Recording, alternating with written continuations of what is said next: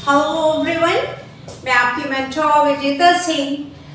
अभी सत्ता की नए केंद्र में हम लोग अब कहीं ना कहीं सारे संगठन पढ़ चुके हैं और अब देशों के वर्चस्व की बात आ रही है, यानी कोई देश कैसे अपने संसाधनों का प्रयोग करता है और वो आर्थिक और राजनीतिक प्रभुत्व पर एक वर्चस्व बना लेता है। इससे पहले के चैप्टर्स में हम लोगों ने दो महाशक्तियां पहले देख लिया है कि वो महाशक्तियां कौन थी, यूएसएसआर और यूएसए। और अभी जो एक ध्रुवीय राजनीति है उसमें अब कहीं ना कहीं दूसरी शक्तियों का उदय देखने की बारी चल रही है कि सत्ता के नए केंद्र कौन से आए हैं। तो पीछे हमने बहुत सारी चीजें पढ़ी है चैप्टर में, फटाफट एक रिव्यू ले लीजिए आप लोग कि हमने क्या पढ़ा। यूरोपियन संघ, कैसे यूरोप अपना खुद का एक नेशनल फ्लैग बना लेता है, अलग से एक झंडा बनाता है, खुद की मुद्रा स्थापित करता है, अर्थव्यवस्था के एक नए आयाम अपनी करेंसी का नाम देता है और कहीं ना कहीं सैनिक समाज बढ़ाना शुरू करता है। तो वो अमेरिका के लिए एक चुनौती बनकर उभरता है। इसी कड़ी में आगे बढ़ते हुए अब चीन की अर्थव्यवस्था जो एक साम्यवादी देश है और साम्यवाद को देखते हुए अचानक चाइना ऐसा क्या करेगा कि आज आने वाले वक्त में ये माना जा रहा है कि चाइना एक महाशक्ति बन रहा है, आर्थिक महाशक्ति का एक बहुत ही बेहतरीन उदाहरण माना जाता है। और चीन की अर्थव्यवस्था का उत्थान, तो ये आज का टॉपिक है, फटाफट जुड़ जाइए मेरे साथ, आइए पढ़कर देखते हैं। और एक चीज आप लोग को रिवीजन नहीं छोड़ना है चैप्टर का, क्योंकि आपके एग्जाम बहुत करीब है और मैं लेट नाइट आपका ये रिकॉर्ड कर रही हूँ, क्योंकि मैं ऑन रोड के रूम पे हूँ और यहाँ पे नॉइज बहुत होता है, बिल्कुल मेन सड़क बिल्कुल रोड पे है और इस वजह से थोड़ा बहुत जो बैकग्राउंड का शोर होता है उसको इग्नोर करके वीडियो देखिए। चीन की अर्थव्यवस्था का उत्थान टॉपिक।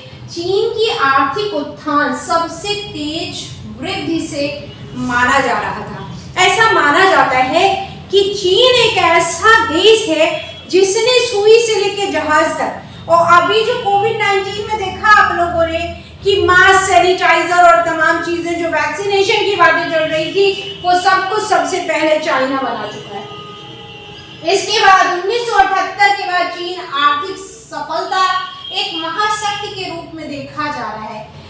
1978 में आगे अभी हम लोग पढ़ेंगे कि इसके बाद चाइना ने ओपन डोर पॉलिसी ओपन करेगा और पूरे वर्ल्ड के लिए कहीं ना कहीं वो अपनी अर्थव्यवस्था को खोल देगा। माना जाता है कि दुनिया की आर्थिक शक्ति अमेरिका से भी आगे निकल जाएगा और इस वजह से अमेरिका भी लगातार, आप लोग देख रहे हो कि ट्रेड वॉर किसका चल रहा है, इंडिया और स्लिप द टंग, अमेरिका और चाइना के बीच में एक ट्रेड वॉर चल रहा है और उस ट्रेड वॉर की वजह से कहीं ना कहीं लगातार अमेरिका चाहता है कि चाइना की गति धीमी पड़े, लेकिन चाइना ने इतने लेबोरियस हैं वो लोग कि उन्होंने प्रूव किया है कि अगर कोई व्यक्ति दृढ़ संकल्प कर ले और अपने संसाधनों का सही तरीके से उपयोग करे तो उसे महाशक्ति बनने से कोई नहीं रोक सकता। इस बात का एक और एग्जाम्पल कि दुनिया की सबसे बड़ी आबादी किसके पास है, चाइना के पास है। और चाइना एक महाशक्ति के रूप में, आर्थिक महाशक्ति के रूप में, इसका मतलब उसके पास जितने भी संसाधन है उसका प्रयोग बेहद अच्छा करेगा। चौथा पॉइंट देखिए यहाँ पे, विशाल आबादी, बड़ा भूभाग। पहले मैंने बताया कि उनकी जो जनसंख्या है वो बहुत बड़ी है, दुनिया की सबसे बड़ी आबादी, और जितनी बड़ी आबादी है, जितनी भी भू संसाधन है, क्षेत्रीय तथा राजनीतिक प्रभाव, आर्थिक वृद्धि चीन के प्रभाव को कई गुना बढ़ा देती है। यानी ये एक पॉइंट क्या बता रहा है कि उसके पास इतनी बड़ी जनसंख्या है तो संसाधन तो बहुत लिमिटेड होंगे ना, लेकिन उन संसाधनों का कितना बेहतरीन उपयोग करेगा, कितना बेहतरीन प्रयोग करेगा कि वो दुनिया की महाशक्तियों को टक्कर दे रहा है। यानी क्षेत्रीय तथा राजनीतिक प्रभाव में भी उसने अपना वर्चस्व कहीं ना कहीं काबिज कर लिया।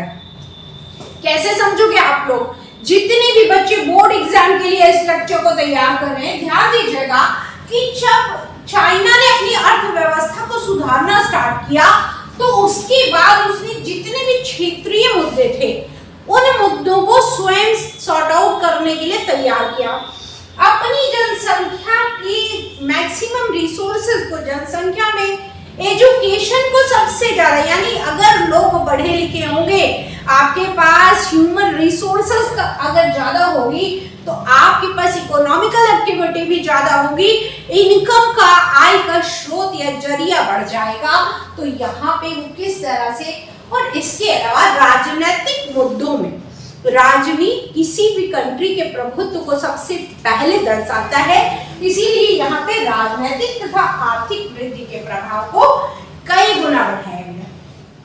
अब हमारे का इंडिया में एक कहावत तो आप सबने सुनी, बाप बड़ा ना भैया, सबसे बड़ा रुपया। ऐसा क्यों?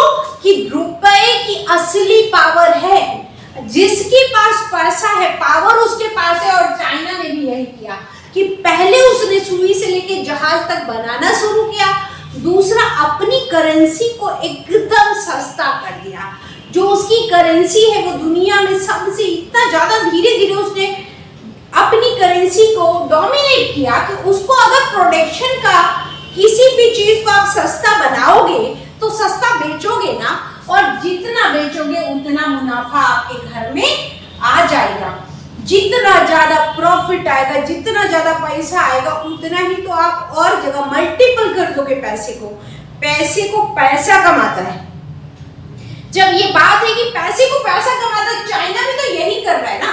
पहले उसने कुछ चीजों में प्रोडक्शन शुरू किया, आगे बढ़ेंगे अभी हम लोग। चीन एक साम्यवादी देश था। जब चीन साम्यवाद से जुड़ा हुआ था तो पूंजीवादी दुनिया से इसका कोई लेन देन नहीं था। क्या बोल रहा है नेक्स्ट टॉपिक, कि चीन एक तरीके से साम्यवादी था। साम्यवाद का मतलब एक आदर्शवादी अर्थव्यवस्था बताया था मैंने, कि वो आदर्शवाद का प्रतिनिधित्व करते थे। अब आदर्शवाद का प्रतिनिधित्व का मतलब क्या हुआ कि जितने भी संसाधन हैं वो सभी के लिए बिल्कुल सामान्य होंगे। सरकार के ऊपर जिम्मेदारी होगी, सरकार सभी को बराबर, पूरी तरीके से बराबर देगी हर चीज को, स्वास्थ्य की फैसिलिटी, शिक्षा की फैसिलिटी, सब कुछ। अब देखिए जब साम्यवादी देश था यहाँ पे, तो इसका पूंजीवाद यानी यूरोपियन कंट्री जैसे अमेरिका, इनसे कोई लेना देना नहीं था। तो इसके पास बाहर की करेंसी होगी क्या? और जब बाहर की करेंसी नहीं है, बाहर के साथ आप ट्रेड नहीं कर रहे विदेशों से, अपनी वैश्वीकरण जैसी कोई नीति नहीं लगाई है, एक लिमिटेड एरिया में आप सिमटे हुए कि हमें खुद का कमाना है, खुद का खाना है, तो आपके पास फॉरेन इकोनॉमी कहाँ से आएगी जी? और जब विदेशी पैसा नहीं आएगा, विदेशों से बिजनेस नहीं करोगे, तो आप बड़े कैसे बनोगे? तो ये बात जैसे ही चाइना के दिमाग में जाएगा, चाइना क्या करेगा? बहुत सारे अपनी नीतिगत सुधार करेगा। कैसे करता है आगे देखिए। चीन ने आधारभूत स्तर पर औद्योगिक अर्थव्यवस्था को खड़ा कर दिया और 1973 में खुले द्वार की नीति की घोषणा की और बाजार मूलक अर्थव्यवस्था में उतर गया। अब इन शब्दों का मतलब सुनिए और समझिए कि सबसे पहले वो एक लिमिटेड इकोनॉमी में सिमटा हुआ था, लेकिन उसको ये समझ आ गया कि अगर हमारे पास फॉरेन की इकोनॉमी नहीं होगी, विदेशी पैसा नहीं होगा, विदेशों में हम अपनी वस्तुएं नहीं बेचेंगे, तो बाहर का पैसा हमारे पास भी नहीं आएगा। और अगर विदेशी निवेश हमारी कंट्री में नहीं होगा, चाइना में नहीं होगा, तो चाइना कैसे अपना इंफ्रास्ट्रक्चर राइज करेगा? इसको ध्यान में रखते हुए उसने औद्योगिक अर्थव्यवस्था की बात की कि अब हमें कहीं ना कहीं परिवर्तन करना पड़ेगा। 1973 में जो खुले द्वार की नीति का अर्थ क्या होता है, ये 1 मार्क के लिए क्वेश्चन भी है। खुले द्वार की नीति 1973 में इसका मीनिंग क्या था कि चाइना ने कहीं ना कहीं सारे देशों के साथ, जितने भी पूंजीवादी देश थे, साम्यवादी देश थे, अब सभी के साथ एक अर्थव्यवस्था को कहीं ना कहीं बाजार मूलक बताया कि बोला भाई बाजार तो हमें भी चाहिए, हम जो अपना माल प्रोड्यूस करते हैं अपनी कंट्री के अंदर, उसको बेचने के लिए हमें अदर देशों में भी जाना पड़ेगा और दूसरे देशों के लोग भी हमारे यहाँ व्यापार करने आ सकते हैं।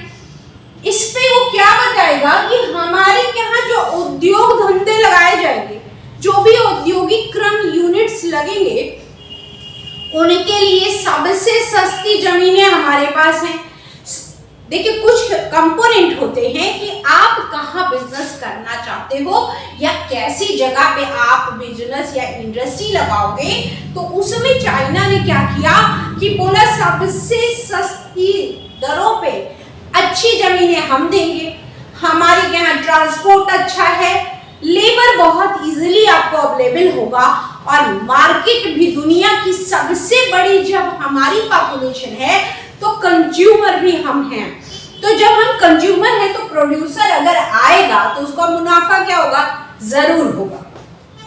और चाइना के लोग यकीन मानिए कि इंडिया से कई गुना ज्यादा मेहनती होते हैं।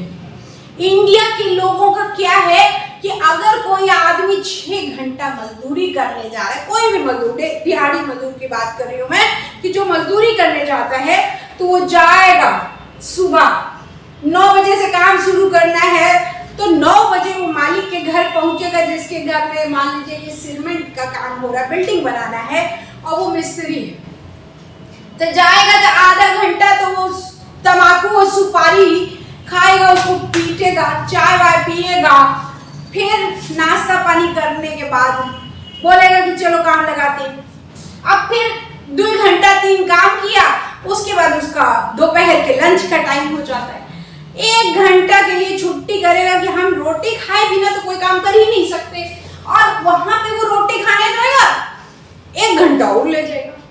अब जब इतना छुट्टी करेगा और शाम के 5 बजा नहीं को जाने तैयार, तो 1 घंटा उधर लेट कर दिया, 1 घंटा फिर छुट्टी कर लिया, वापस आया, फिर वापस से बिना खैनी तंबाकू में इंडिया का काम नहीं चलता है जी।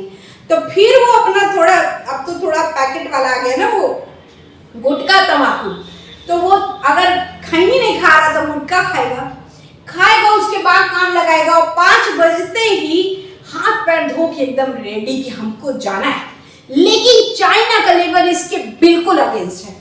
वो अगर 7 घंटे की ड्यूटी होती है तो 8 घंटा 8.5 घंटा लगातार काम करेगा, वहां पे 8 घंटा 9 घंटा काम करेगा। इंडिया में 8 घंटा और वहां का लेबर 11 घंटा, तो उसके पास लोग ज्यादा जाएंगे कि नहीं कंपनियां। तो विदेशी निवेश तेजी से हुआ, और यही वजह है कि उसने कहीं ना कहीं इकोनॉमिकल इंफ्रास्ट्रक्चर में एक बहुत बड़ा बदलाव चाइना ने दिखा दिया है। 1982 में खेती का भी निजीकरण किया गया। अब खेती का निजीकरण इसलिए कि कहीं ना कहीं उनका जो तीनों सेक्टर में वो बदलाव कर रहा है, प्राइमरी में भी, सेकेंडरी में भी और टर्सरी में। और प्राइमरी और सेकेंडरी को उसने सबसे ज्यादा, यानी प्राथमिक क्षेत्र और द्वितीय क्षेत्र, जितने हिंदी वाले सुन रहे हो, वहां पे उसने बहुत बड़ा बदलाव किया। इससे पहले वहां निजीकरण नहीं होता था जमीनों को, 1982 से पहले। तो 1982 में वो निजीकरण की नीति अपनाएगा और बोलेगा कि किसान का व्यक्तिगत ये खेत है, वो जितनी मेहनत करेगा उतना ज्यादा मुनाफा अपनाएगा, उतना ज्यादा मुनाफा अर्न करेगा। तो किसान क्या करेगा, और ज्यादा मेहनत अपने खुद की जमीनों पे करेगा, और उसके बाद अधिक से अधिक फसल उगाएगा। जो खाना है वो खाएगा, उसके अलावा जो जाएगा मंडी में बेचेगा, उसको मंडी से ज्यादा पैसा मिलेगा ना। तो उसने इस पॉलिसी को भी अपनाया। इसके बाद देखिए 1998 में उद्योग तथा व्यापार के अवरोध विशेष आर्थिक क्षेत्रों के लिए हटा दिए गए। इससे पहले 1998 से पहले कुछ रेस्ट्रिक्शंस थे चाइना के, लेकिन चाइना जानता था कि अगर मैंने यहाँ पर कार्य नहीं किया, इसको सही से कार्य नहीं किया गया, तो हम कहीं ना कहीं विश्व अर्थव्यवस्था में पिछड़ जाएंगे। और आपको एक और चीज पता होनी चाहिए कि जैसे इंडिया पंचवर्षीय योजना बनाता था, 5 ईयर प्लानिंग, उसी तरह कहीं ना कहीं इंडिया के बाद इम्प्लीमेंट किया था चाइना ने, लेकिन वो 5 ईयर प्लानिंग के गोल्स में इंडिया से आगे निकल गया। हालांकि अभी मैं इंडिया के साथ कंपेयर पढ़ाऊंगी तो वहां पे आपको बहुत सारी चीजें बताऊंगी। ये कुछ पॉइंट्स हैं जिनको आप लोगों को स्क्रीनशॉट लेना है, जिनको भी लेना है ले लीजिए। और इसके अलावा अभी सेज क्षेत्रों में कैसे वो सेज को भी जुड़ जाएगा और उस पे वो किस तरीके से कार्य करता है, धीरे धीरे वो पूरी दुनिया की इकोनॉमी में सबसे बड़ा एक तरह से प्रोड्यूसर भी बनेगा और सबसे बड़ा सप्लायर बनेगा।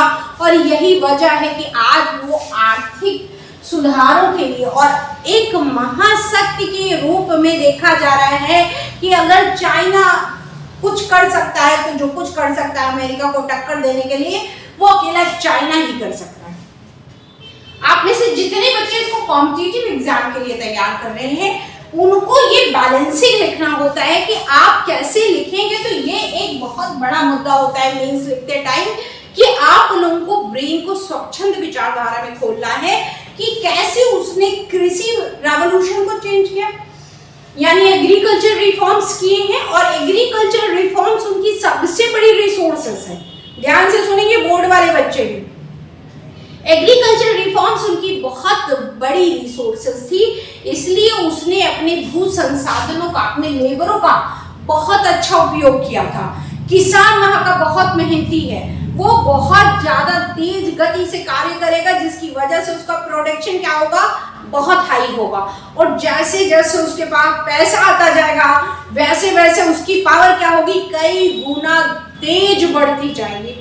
इसके अलावा बहुत सारे ऐसे टॉपिक जहां पे अभी कुछ टॉपिक से क्वेश्चन के 6 मार्क्स के लिए रह जा रहे हैं उनको मैं अभी ब्रीफ करती हूँ, मेरे साथ कनेक्ट रहें। देखिए यहाँ पे कि आगे जब चाइना क्या कर रहा है तो चीन यहाँ पे क्या कर रहा है कि व्यापार के लिए नए कानून यानी स्पेशल इकोनॉमिक जोन का निर्माण और व्यापार में वृद्धि की। ये एक बहुत इंपॉर्टेंट टॉपिक है, मैक्सिमम टाइम में पूछा जाता है क्वेश्चन कि सेज क्या है, स्पेशल इकोनॉमी जोन क्या है। व्यापार के लिए एक ऐसा कानून बनाया गया था जिससे व्यापार की गति में काफी तीव्र गति से वृद्धि होगी। वहां पे जितनी भी कंट्रीज हैं, जितने भी देश हैं, उनके लिए वो अपनी अर्थव्यवस्था को खोल देगा कि जो लोग हमारी कंट्री के अंदर विदेशी निवेश करना चाहते हैं वो आए और उनको सारे के सारे संसाधन जो भी चाहिए वो बहुत चीप रेट पर यहाँ पर उपलब्ध है और चाइना उनके साथ व्यापार करना चाहता है। देखिए आप लोग लाइक करते रहिए प्लीज। रात में मैं आपके लिए अकेले रिकॉर्ड करती हूँ, मेरे पास कोई टीम नहीं है तो एक लाइक तो बनता है।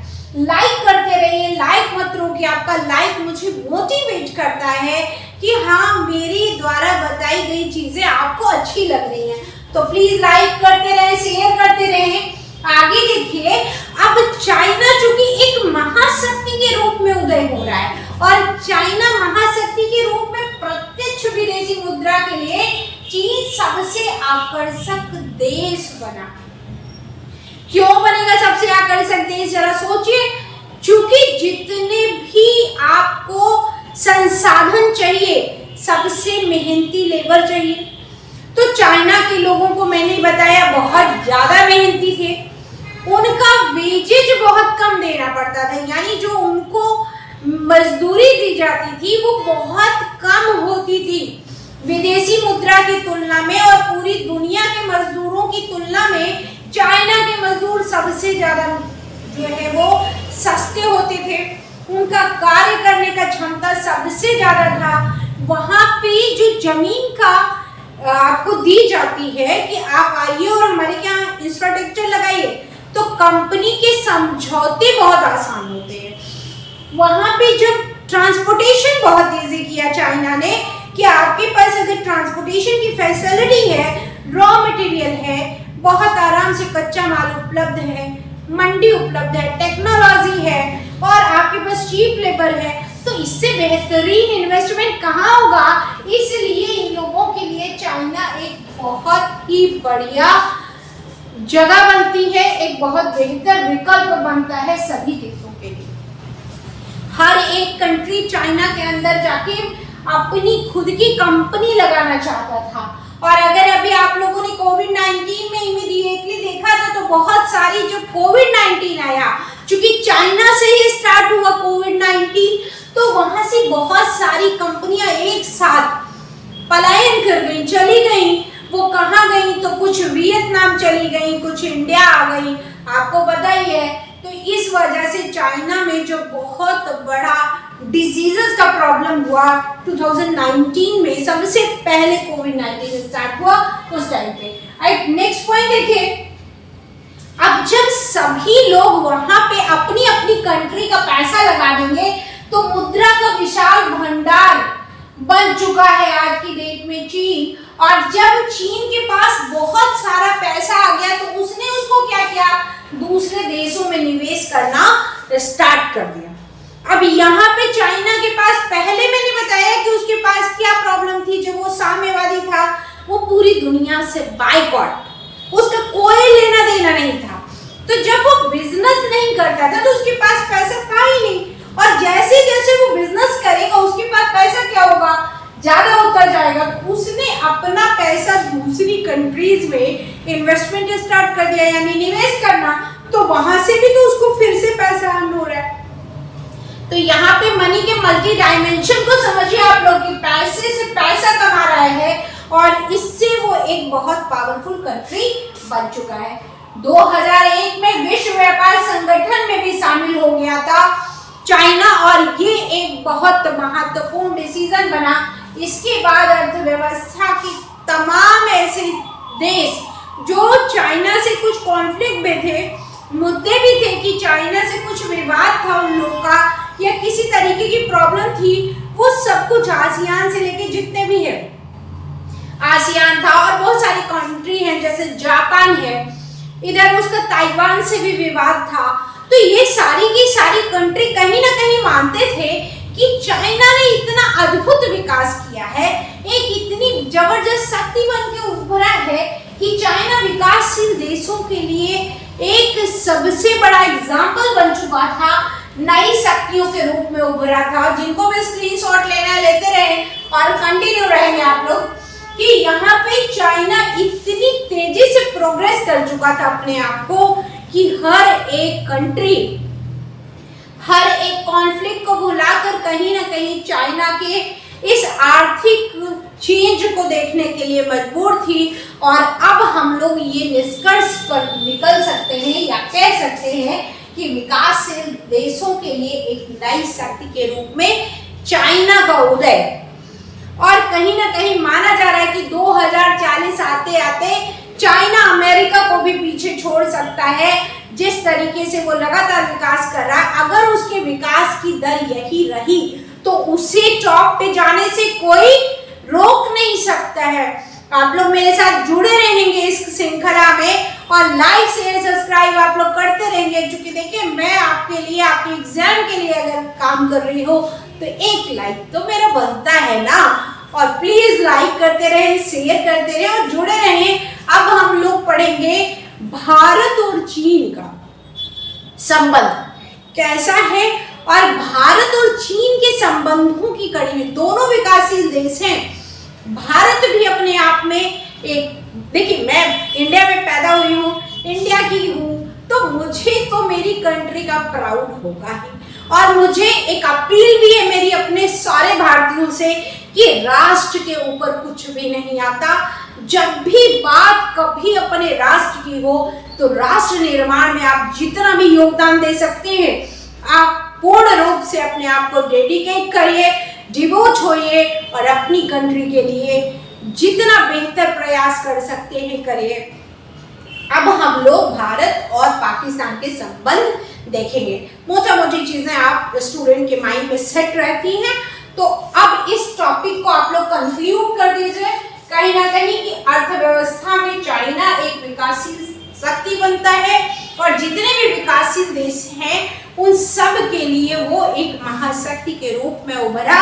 और उसने ये एक प्रस्तुतिकरण दिया कि यदि कोई भी देश अपने सभी संसाधनों का बेहतरीन प्रयोग करता है, उसके सभी जितने भी संसाधन उसके पास उपलब्ध हैं, यदि उसका तकनीकी रूप से और कुशल रूप से प्रयोग किया जाता है, तो उस देश के विकास की गति को कोई भी पीछे नहीं छोड़ सकता है। बस उसको अपने विकास की गति को लगातार निरंतर करते रहना।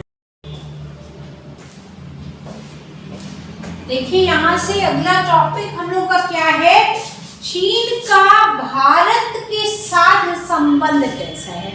चीन और भारत दोनों ही कहीं ना कहीं विकासशील देशों में सबसे बड़ी अर्थव्यवस्था है और इस कारण से इन दोनों अर्थव्यवस्थाओं का बहुत बड़ा रोल होता है, क्योंकि ये दोनों राजनीतिक परिदृश्य में यहाँ पे महत्वपूर्ण होगा।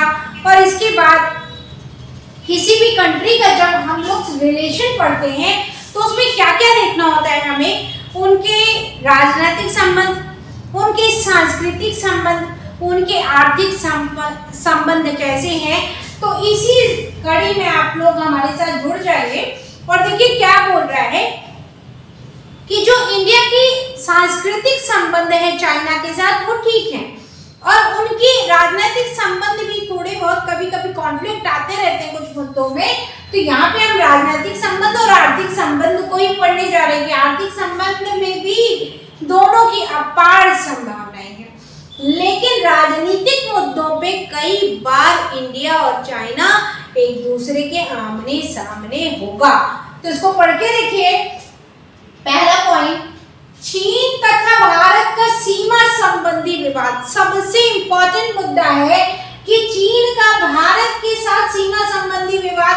मौके मौके पर चाइना हमारे कुछ किनारे, जो बॉर्डर के किनारे के हिस्से हैं, चाहे वो लद्दाख वाला मुद्दा हो, चाहे उधर अरुणाचल में तवांग हो गया, बहुत सारे क्षेत्र जिसको चाइना बार बार क्या कहता है कि ये हमारे क्षेत्र का है और यहाँ पे हमारे जैसे लोग पाए जाते हैं चाइनीज का। देखिए लुक वाइज मैं भी थोड़ी सी चाइनीज लगती हूँ आप लोग को। आप लोग बोलोगे मैम आपकी भी आंखें छोटी छोटी। नहीं भाई, मैं चाइना से नहीं इंडिया से हूँ। तो यहाँ पे चाइना वालों का जो लुक लाइक बॉडी टोन होता है अरुणाचल वालों का, असम वालों का, तो चाइना कई बार वहाँ पे कॉन्फ्लिक्ट क्रिएट करता है कि ये हमारा है। इस सीमा विवाद लगातार दोनों के बीच में रहा है। 1950 में चीन ने क्या किया कि भारत का ही पड़ोसी देश तिब्बत होता था, उसको हड़प लिया चाइना ने। और जब चाइना ने उसको हड़पा तो दलाई लामा वहां के धर्म गुरु थे, आपको पता है। और वो दलाई लामा साहब कहाँ आ गए, इंडिया से उन्होंने शरण मांगी कि हमको तो चाइना ने हड़प लिया है तो आप हमें शरण दीजिए। उस मुद्दे में इंडिया ने चाइना की मदद की, इंडिया ने तिब्बत की मदद की। और इस पे क्या बोला उन्होंने कि तिब्बत को तुम मदद कर रहे हो, तुम हमारे आंतरिक मुद्दों में क्यों घुस रहे हो। तो भाई अगर हमारे देश में कोई हमसे मदद मांगेगा तो हम उसको शरण तो देंगे ना। तो इंडिया तो हमेशा शरणार्थी को मदद करता है। तो इस मुद्दे पे भी दोनों में काफी बड़ा कॉन्फ्लिक्ट आया इंडिया और चाइना में। और कुछ दिनों के लिए जब आप देखिए एक सुने होंगे कि हिंदी चीनी भाई भाई ये नारा कुछ दिन तो चला कि ऐसा लग रहा था इंडिया और चीन सब कुछ बढ़िया बढ़िया है, दोनों बहुत एक दूसरे पे विश्वास करते हैं, भरोसा करते हैं और इनके रिलेशंस बहुत अच्छे होंगे। लेकिन वक्त के साथ आपको पता ही है कि कड़वाहट आई। 1962 में चीन के द्वारा भारत पर आक्रमण किया गया और भारत की सेना वहां पे पराजित हुई। मतलब भारत पूरी तरीके से वहां पे पराजित हुआ और उसके बाद भारत ने कहीं ना कहीं चाइना से अपने संबंध समेटने स्टार्ट कर दिए कि ये भरोसे के काबिल नहीं है। और इसके अलावा एक मुद्दा और ध्यान रखिएगा आप लोग कि जब सोवियत संघ टूटा था तो चाइना को भी मदद करने वाला, चाइना ही मदद करने वाला था अमेरिका का, जिसकी वजह से सोवियत संघ का विघटन हुआ। आपके चैप्टर में ये चीजें हाइट थी, नहीं दिखाया बताया गया, तो मैंने वहां पर नहीं बताया था। लेकिन इस पे भरोसा करना तो किसी भी काम का नहीं है कि जितनी भी बार चाइना पे विश्वास किया जाता है वो पीछे से आके एक खंजर घो भी देता है। तो इसलिए इंडिया जो है 1962 के बाद बड़ा सतर्क हो गया। अब देखिए दोनों के बीच में विवाद लगातार रहा, लेकिन कुछ समय बाद इसको सॉर्ट आउट। अब 1976 में दोनों के कूटनीतिक संबंध समाप्त हो गए। दोनों ने एक दूसरे देशों से बात करना बिल्कुल बंद कर दिया कि अब बात ही नहीं करना है। और बात नहीं कर रहे हैं तो फिर दोनों के दोनों देशों ने अपने आप को संक्षिप्त किया कि हमारा इनसे रिश्ता बनने वाला नहीं है जी, और अब हम नहीं कर सकते इनके साथ कोई समझौता। बच्चा लोग लाइक करते रहिए प्लीज। देखिए रात का 11 बज रहा है, मैंने अभी कोई डिनर विनर नहीं किया। आपके एग्जाम के लिए मैं रिकॉर्ड करूं वो भी अकेले, तो आप लोग का लाइक तो बनता है, लाइक करते रहिए प्लीज। लाइक शेयर सब्सक्राइब आप लोगों को करते जाना है, एक मोटिवेशन मिलता है मेरे को। मॉर्निंग में मेरी क्लास होती है, स्टूडेंट बहुत दूर दूर से आते हैं, तो मुझे मॉर्निंग का टाइम मिल नहीं पाता, और दूसरा ये रोड के किनारे पड़ते हैं, तो मुझे लेट नाइट अकेले रिकॉर्ड करना पड़ता है आप लोग के लिए। तो फटाफट लाइक करिए। देखिए 1981 में सीमा का विवाद दूर करने के लिए वार्ताओं को शुरुआत की गई। अब सीमा विवाद बहुत बड़ा मुद्दा था, और दोनों देशों के लिए कहीं ना कहीं इसको सॉर्ट आउट करना बहुत जरूरी था कि अगर उनको आगे बढ़ना है। तो इन्होंने बातचीत के लिए एक दरवाजा, एक खिड़की खोली और श्रृंखला चलाई कि भाई हम लोग बातचीत करते हैं और मुद्दा सॉर्ट आउट करते हैं कि हमें अपने अपने मुद्दों में कहीं ना कहीं आपको सीमा विवाद को सुलझाना था। 1988 में इसी श्रृंखला को आगे बढ़ाते हुए राजीव गांधी जी जब प्रधानमंत्री होते थे, तो उन्होंने भारत चीन के संबंधों को सुधारने की एक भरपूर कोशिश की थी और प्रयास किया था, और धीरे धीरे ये क्रम आगे बढ़ा। और 1999 में भारत चीन ने आपस में जब व्यापार शुरू किया तो लगभग 30% का इजाफा हुआ हमारे यहाँ व्यापार में, और दोनों ही देशों का बड़ा मुनाफा हुआ। 1992 में 33 करोड़ 80 लाख डॉलर बढ़ चुका था, और 2017 जो आपकी करंट बुक का डेटा रहा है उसमें 84 अरब डॉलर तक इंडिया और चाइना का व्यापार बढ़ा। और इसके अलावा दोनों ने बहुत सारे ऐसे आपस में समझौते किए ऊर्जा के क्षेत्र में, क्योंकि ऊर्जा दोनों ही कंट्रीज को चाहिए। उन्होंने आपस में बहुत सारे समझौते किए। व्यापार को बढ़ाने के लिए दोनों ही कहीं ना कहीं बहुत बड़ी एक महाशक्ति के रूप में विकसित हो रही थी पूरे एशियन कॉन्टिनेंट के लिए, पूरे एशिया महाद्वीप के लिए। तो ये दोनों के दोनों देश ये चाहते थे कि अगर हमारे विवाद खत्म हो जाए तो हम एक महाशक्ति के रूप में उभरेंगे। और वहां पे उन्होंने संचार में और ऊर्जा के क्षेत्र में बहुत सारे समझौते किए, लेकिन कई ऐसे मुद्दे रहे जहां पे इंडिया और चाइना की विश्वसनीयता आज भी सीमा का विवाद बहुत गर्म है। आपको पता है कि टाइम पे चाइना लद्दाख ऑक्युपाइड जो चाइनीज क्षेत्र है जिसको वो अपना बताता है, इंडिया का हिस्सा है, वहां पे घुस जाता है और हेकड़ी दिखाने लगता है। तमाम राजनीतिक मुद्दों में आप लोगों ने देखा है कि चाइना अपना प्रभुत्व दिखाता है। तो इस सब चीज के चलते कहीं ना कहीं हमारे और चीन के बीच, चीन और भारत, हमारे का मतलब आप लोग तो कुछ और ही समझ लोगे, तो भैया हमारे का मतलब यहाँ पे चीन और भारत रिलेशनशिप की बात नहीं कर रही हूँ कि दोनों के संबंध में कहीं ना कहीं कॉन्फ्लिक्ट है, लेकिन व्यापार के दृष्टिकोण से दोनों आपस में एक दूसरे से जुड़े हुए हैं। और इस तरीके से आप लोग स्क्रीनशॉट ले लीजिए, और बोर्ड में जो क्वेश्चंस पूछे जा रहे हैं या फिर सिविल एग्जाम या आप किसी स्टेट के लिए तैयार कर रहे हैं, तो जिस भी चीज का उसका कंक्लूज जो लिखते हो आप लोग, टोटल निष्कर्ष जो लिखते हो, वो बहुत बेहतरीन लिखना होता है। उसको बैलेंस लेते हुए लिखिए, कि ऐसा नहीं कि एक के फेवर में लिख दिया दूसरे का पूरा बैंड बजा दिया, नहीं।